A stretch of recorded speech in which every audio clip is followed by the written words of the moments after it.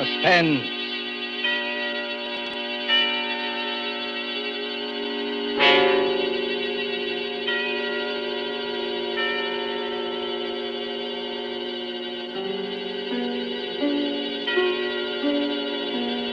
This is the Man in Black, here again to introduce Columbia's program, Suspense.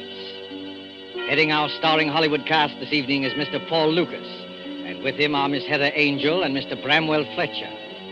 Story by John Dickson Carr, dealing with strange, very strange happenings in a London curio shop, and called Mr. Markham, Antique Dealer, is tonight's tale of suspense. If you've been with us on these Tuesday nights, you will know that suspense is compounded of mystery and suspicion and dangerous adventure.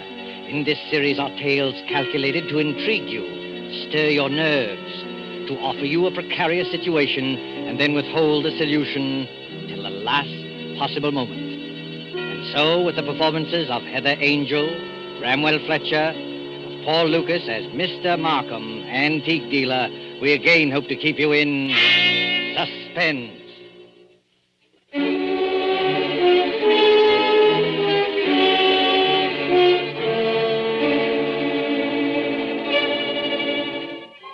This is the story of a man who commits murder and gets away with it. Does the idea shock you? Do you believe that justice must always be done? But let's be honest with ourselves. You and I needn't be cynics to know that justice is very seldom done. Innocence flinches. Guilt is childlike and bland. Innocence is imposed upon. Guilt can encompass all things, even a successful murder. And I know this because I was the murderer, you say? Oh, no. Inquire at Scotland Yard. I was the victim. In Bond Street, not far from Piccadilly, there used to be an establishment, which in a less fashionable part of town would have been called a shop. On the windows, in letters as discreet as a visiting card, were the words, Charles Markham, Antique Dealer. Such a delightful fellow, Markham. Such a character. 30 years ago, yes, as long as that, this antique shop was a dingy place, despite deep carpets and crystal chandeliers. It rustled with the ticking of 100 clocks. It was shadowed by damascened armor and the loom of tall tapestries. And late one summer night, when the shutters were long closed on those windows, a four-wheeler drew up before the door in the gas-lit street.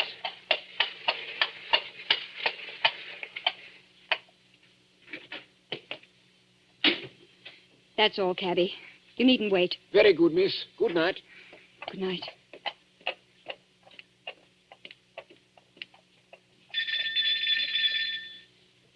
He must be here. He must be. I won't go back to that place. I'll kill myself first. Oh, look here, old man. You needn't be... Oh, I beg your pardon. And I beg yours. I'm not the person you were expecting, am I? No, madam. As a matter of fact, I was expecting a police officer. A police officer? Oh, merely an old friend who often drops in for a talk and a drink. You are Mr. Markham, aren't you? Yes, my name is Markham.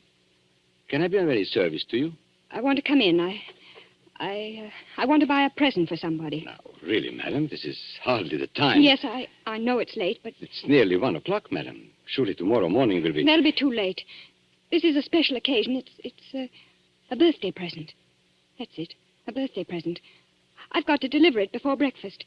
And Sir George Lytle says this is the only place in London to buy antiques. Sir George flatters me. Won't you let me come in? Just for 5 minutes. Well, under the circumstances, madam, I think it might be managed. Now, one moment while I put some lights on. No. Please. That one little light will be enough. But you won't be able to see anything. That doesn't matter. I'll trust to your judgment. Just as you like. This way, madam. What's that? That noise? Oh, you mean the clocks, madam? There are more than 100 clocks in this room. I'm very fond of them. Don't they get on your nerves? Ticking away together like a nightmare? Striking the hours together? They don't strike together, madam. When the hour approaches, you will hear a musical din that lasts for some time. Might I interest you perhaps in a clock? No. I hate them. Now, all the same, this grandfather clock might amuse you. What about it? Observe the signature. Johannes Carver, Londini, Facet A.D., 1752. You could see better, madam, if you raised that veil. I'll keep my veil down, thanks. Just as you please. But look at the clock. I open the glass face like this. Then I push the second hand forward like this, and... 1 o'clock and all's well. 1 o'clock and all's well. What was that voice? Only the clock, madam, nothing more. The clock spoke. Clever, isn't it?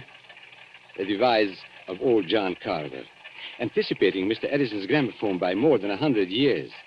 Oh, but you don't like clocks. No, May I ask whether the present is for a lady or a gentleman? it's for a man. Oh, has he some knowledge of antiques? Yeah, I mean, Furniture, perhaps. Porcelain, bronzes, tapestries, weapons. he might be very much interested in weapons. Then Yes. I imagine his name is Mr. Ronald Gilbert. Now, will you tell me, Miss Ray, why you really came here tonight?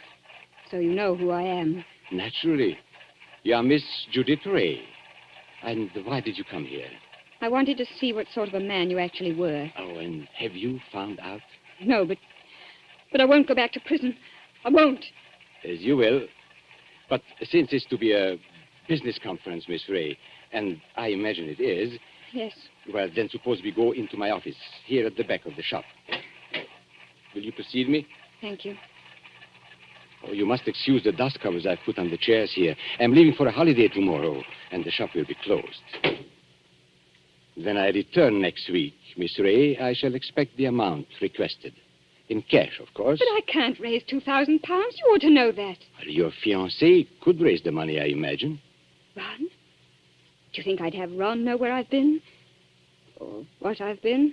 It's better than having his father learn it, surely. Now, sit down, Miss Ray. I'd rather stand, thank you.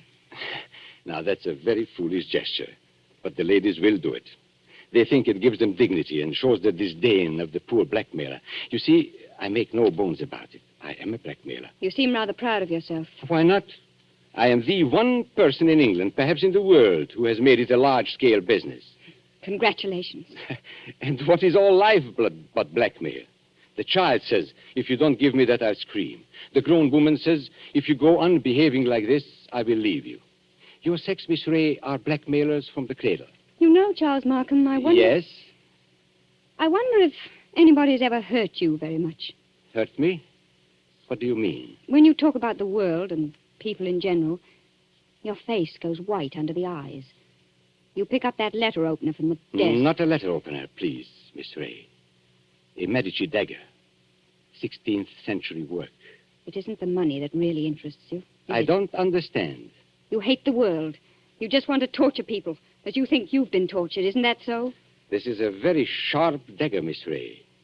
If I throw it down on the desk, it sticks. Like that. Isn't it so, Charles Markham? My motives, Miss Ray, aren't in question. I wonder. Whereas your motives are. Now, let me see. 10 years ago, in 1903, a certain girl called Letty Wilson, your real name, I believe, fell in love with a rather contemptible underworld character named Arthur Aker. Please.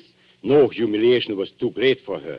She worked for him, lied for him, stole for him. I was only 18. I didn't know what I was Now, doing. this girl, for a very shabby theft, was sentenced to 3 years' hard labor at Holloway Prison. 5 months later, she escapes from prison and disappears. All these years afterwards, she appears in the West End as Miss Judith Ray, fashionable milliner. Haven't I made up for it? Haven't I? No, For one mistake. After 10 years. it's the way of the world, my dear. I didn't create it. And I'm forgetting the best part of the comedy. This paragon of virtue next falls in love with Mr. Ronald Gilbert, son of Major General Sir Edmund Gilbert. Such a respectable family, too. Stop it, please. Then, shall we say, 2,000 pounds? Suppose I did raise the money. I don't know how, but suppose I did raise it. Well, What guarantee would I have that you wouldn't ask for still more money? I probably shall ask for more money, Miss Ray. But that's my privilege as a blackmailer. Then I'm never going to be free of you. Is that it? Well, frankly, that's it.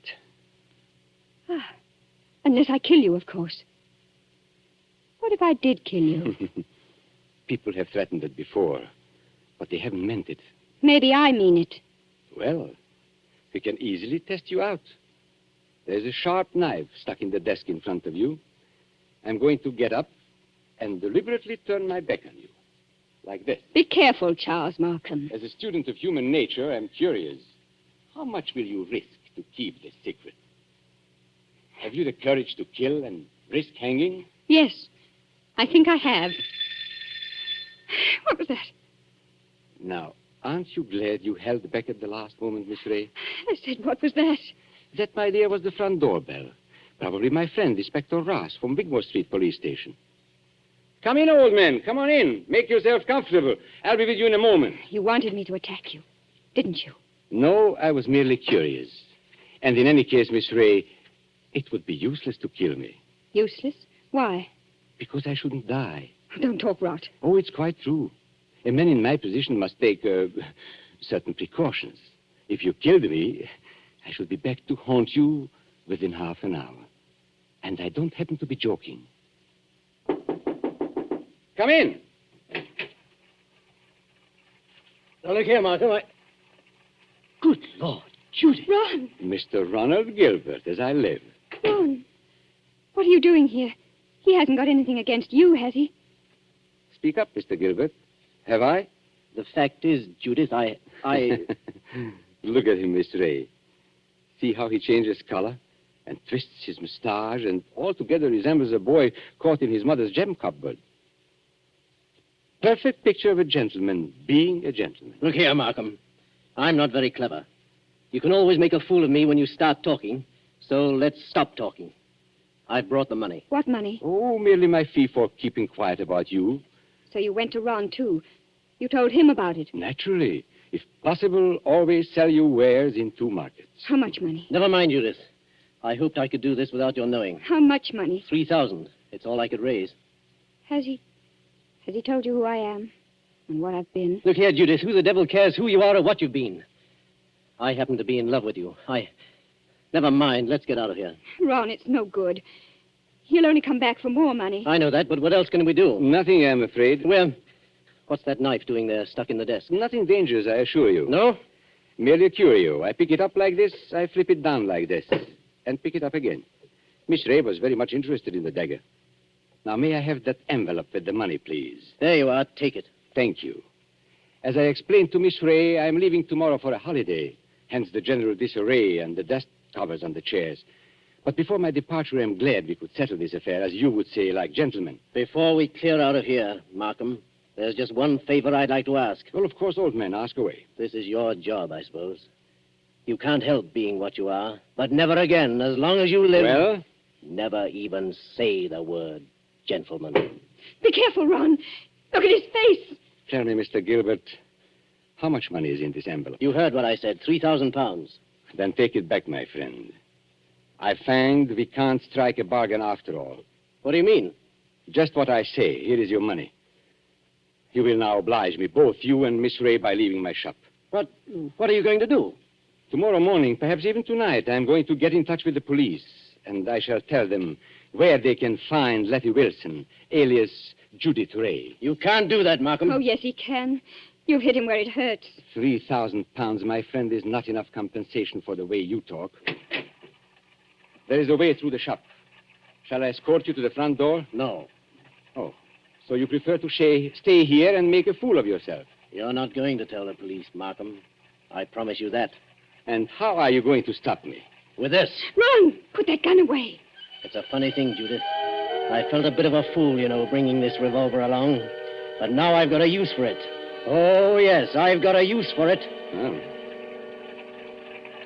Maybe the best thing would be to go into the street now and call a policeman. You'll never get into the street, Markham. Are you following me into the shop? Yes. So both of you, it appears, came here under false pretenses. You said you wanted to pay me some money. The money's still here, but you've lost your chance to get it. And our dear Judith said she wanted to buy a present for you. I showed her this grandfather clock here, this talking clock. Don't go a step beyond that clock, Markham. I warn you. Nonsense, old man. You wouldn't dare shoot. Wouldn't I? No, and I'll call your bluff. 1 step. 2 steps. I know your whole silly tribe, my friend. You wouldn't risk it. No, you wouldn't. What's happening to me? Don't try and grab out of the clock, Markham. It won't save you. You wouldn't risk your life. You wouldn't risk your family position. You wouldn't. 1:15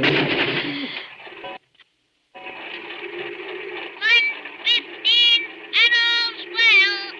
1:15 and all's well. I had to do it, Judith. Don't you see? I had to do it. Did you... Is he... Oh, yes.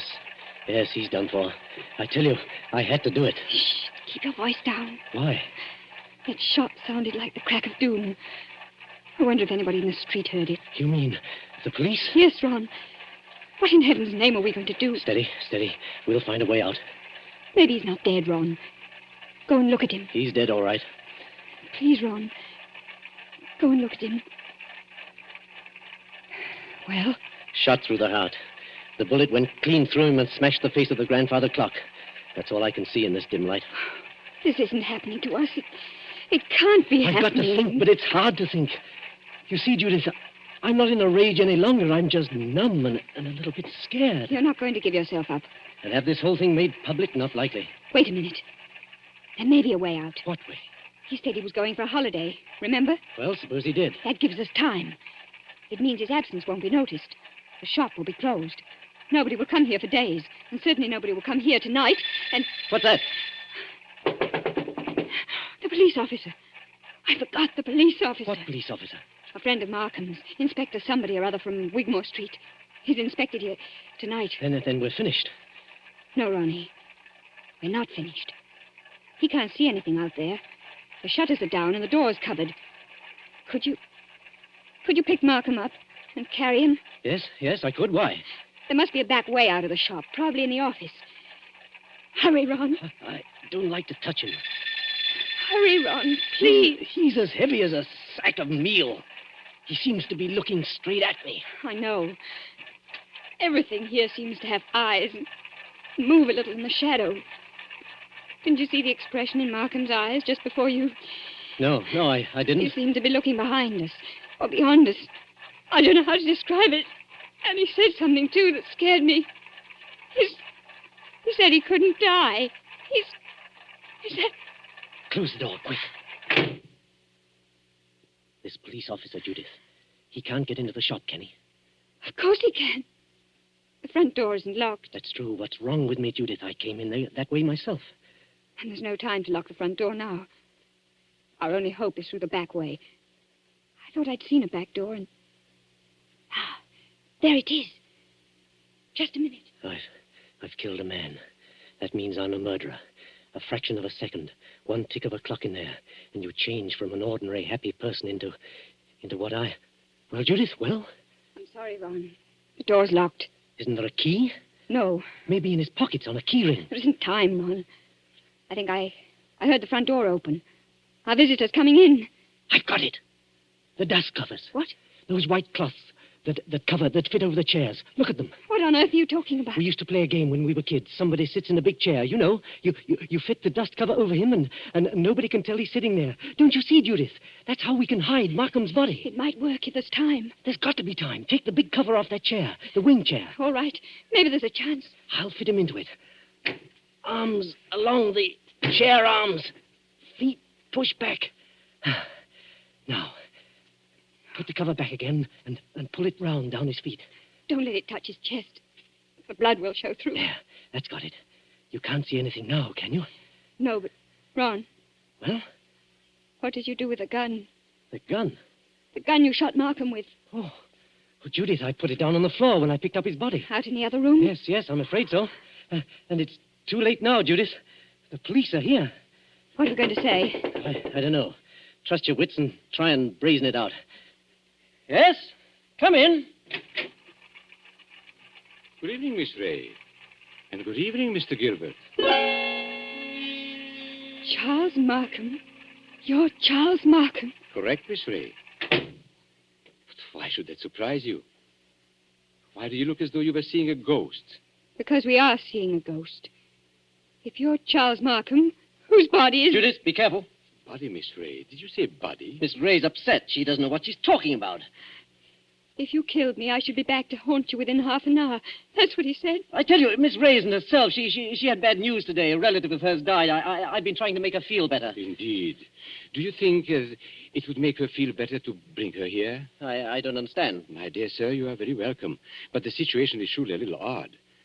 I come in here and find you two looking as guilty as a pair of murderers in my private office in the middle of the night. There's nothing odd about that. I wanted to buy Judith something. 1 o'clock in the morning? Yes. Why not? Well, may I ask how you managed to get in? The front door was open. We just walked in. If you wish to buy something, why not stay in the showroom? Why come to my office? Well, hang it all. You don't think we wanted to steal anything, do you? Well, that thought did occur to me. You see, there was nobody else here. There's nobody here, Mr. Markham. Not a living soul. Then you didn't meet, by any chance, my brother? Your brother? Yes, my brother Robert. You couldn't have mistaken him if you had seen him. He looks so much like me that few people can tell us apart. So that's it. Poor Robert often deputizes for me. He's learned to act like me, think like me, and talk like me. But he doesn't like the work very much. Of course, you know what my work really is. Is this part of the game? Are you trying to play cat and mouse? Robert is an idealist. He thinks, poor fellow, that my profession is beneath contempt. But he acts the part and acts it well because I pay him. And I find it useful to have a double who will run risks for me. What have you done with his body? We haven't done anything with him. If you've killed Robert, my friend, you've committed a totally useless murder. You don't see him here, do you? No, but I see his handiwork. Meaning what? I've warned him many times about throwing a knife down on a polished desktop. Those scratches on the desk are fresh scratches. Of course, if you give me your word of honor that he's not here... Of course, he's not here. Well, in that case, all we can do is sit down and make ourselves comfortable. Will you sit there, Mr. Gilbert? And you, Miss Ray, in that wing chair by the window. What's wrong, Miss Ray? Why don't you sit down? Because I prefer to stand, thank you. Then perhaps you won't mind if I sit in the wing chair. It's a very comfortable one. My brother always says... Don't sit down there for the love. Oh. So that's it. Yes, that's it. It is rather a thick chair. I press against the dust cover and blood comes through. I lift the bottom of the dust cover and... What's the use of going on with this? I killed him. You admit that? Yes, I admit it.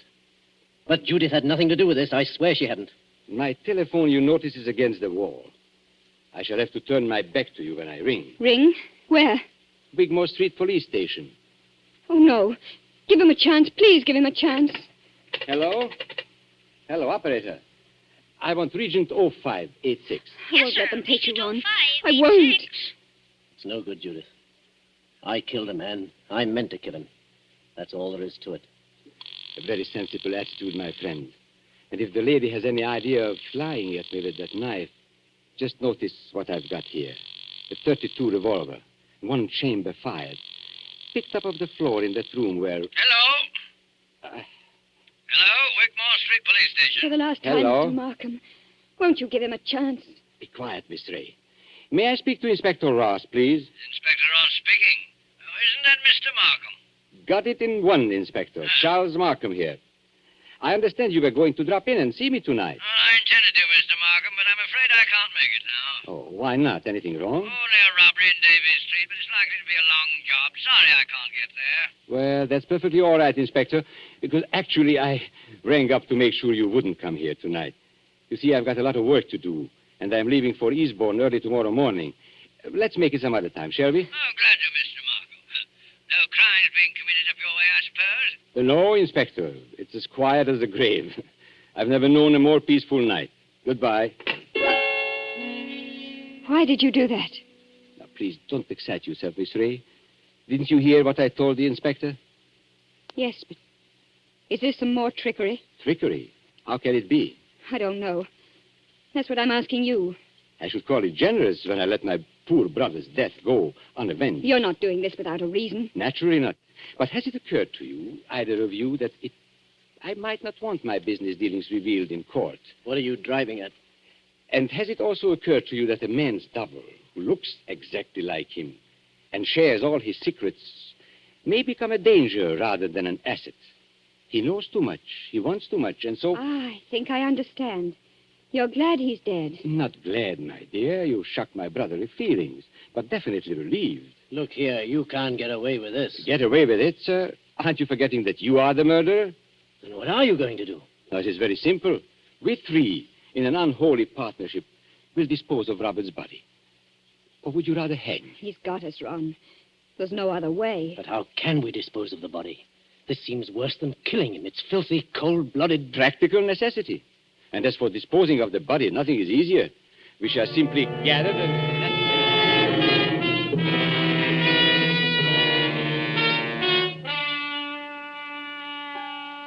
And so, as I said before, this is the story of a man who commits murder and gets away with it.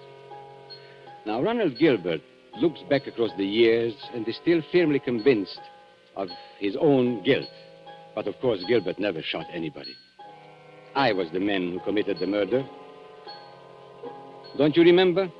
The bullet that killed my brother is supposed to have passed through his body and smashed the face of the grandfather clock. But that's an impossibility. The face of a grandfather clock is much higher than the heart of a man. You see, 2 shots were fired at the very same instant. Gilbert missed and smashed the clock face. I fired from the door of the office and did not miss.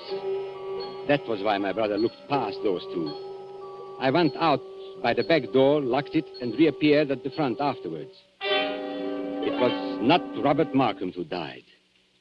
I am Robert Markham. It was Charles who died that night. And I killed him to stop forever the wholesale blackmail that was poisoning the lives and blasting the hearts of 1,000 half-crazed people. His records I destroyed, his correspondence I burned. He is dead and gone. I have assumed his name and identity ever since. I committed a murder. And yet, if you sat on a jury, dare you say that you would condemn me? Come now. Would you?